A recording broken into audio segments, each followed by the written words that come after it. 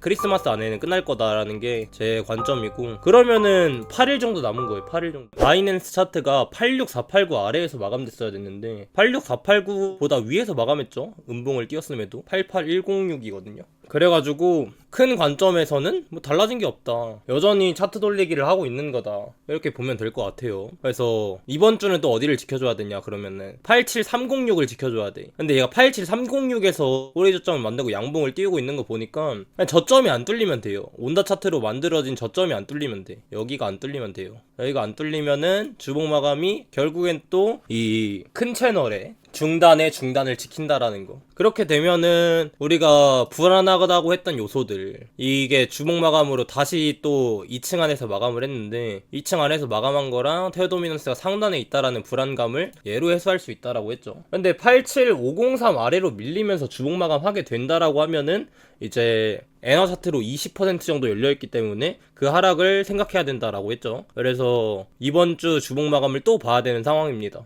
근데 이게 차트 돌리기 형태가 계속 나오고 있는 거라서 일봉상으로 완전한 하락세에서 이제 상승 추세로 돌아가고 있는 상태여가지고 계속 이런 식의 무빙이 나오는 게 맞아요. 그래가지고 주봉이 오늘의 저점 만든 라인을 깨지 않고 마감한다라고 하면은 또다시 다음 주를 봐야 되는데, 그것보다는 이제 완전하게 불안감을 해소시켜주는 게 좋죠. 주봉 마감 에나사트상으로 3층 위로 올려두고 테오도미넌스도 상단 아래로 빠지게 된다라고 하면은, 이러면은 완벽하게 불안감 해소되는 거지. 근데 아직은 불안함 속에 있는 상태이고 일주를 더 보내야 된다라는 거. 계속 일주씩 연장이 되는데, 이러는 이유가 아까 말했다시피 차트 돌리기 구간이라서 그래. 차트 돌리기 구간이 아니라고 한다라고 하면은 바로 올려주거나 아니면은 바로 내려주는 게 맞는데, 일봉상으로 125K부터 80K까지 내려오는 하락세를 상승 추세로 돌려야 되는 거잖아. 그래서 이 구간이 계속 이런 식의 무빙이 뜰 수밖에 없다라는 거. 이것만 알고 있으면 돼요. 뭐가 뭔 내용인지 모르겠다라고 하면은 주봉 마감이 87306 아래에서만 마감 안 하면 되겠다, 이것만 알고 있으면 됩니다.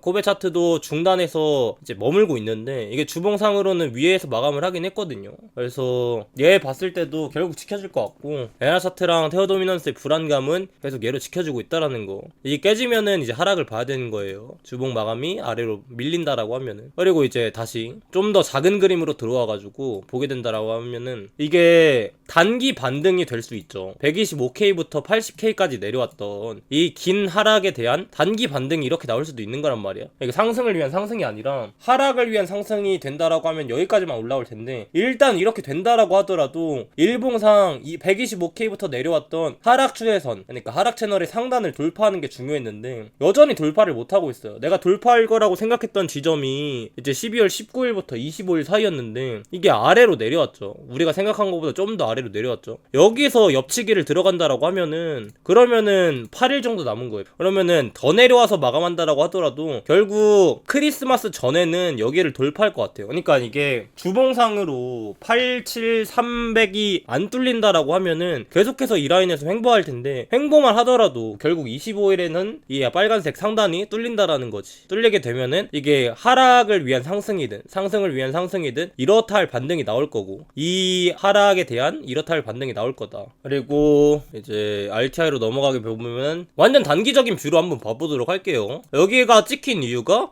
이거에 대한 리테스트를 하기 위해서 이 라인을 찍으러 간 거다. 그리고 결국에는 이 박스가 뚫렸었으니까 아래로 내려갔다 오는 게 맞는 거고, 다시 안으로 들어와서 대기하고 있다라는 거는 다시 93.8K까지 올라도 맞는 차트가 돼버리는 거지. 그래서 이 노이즈들을 계속 발생시키면서 차트를 털은 것 같고, 여기가 심지어 주봉의 중단의 마지막 터치 지점이었기 때문에 딱 여기까지 내려오는 것도 기분 좋았던 하락이었던 것 같아요. 그리고 다시 올라와서 이 안으로 들어오는 거 보면은 다시 횡보를 이어나가겠다라는 의지가 보이는 차트죠. 이걸로 봤을 때도 이 라인이 전체 박스권이었는데 그대로 횡보하는 모습. 결국에는 여기가 뚫려야지 뭔가 바뀌는 차트가 나오는 거고, 혹은 아래로 내려가서 이 자리가 뚫렸을 때 뭔가가 바뀌는 차트가 나오는 거지. 그 전까지는 계속 횡보하는 거죠. 빨간색 추세선을 뚫던가 하락 채널의 상단을 뚫던가 아니면 주봉 마감을 아래로 박아두던가, 그렇게 했을 때 우리가 하락 스타트다, 상승 스타트다 할 수 있는 거지. 이 안에서는 계속 횡보가 진행될 거다.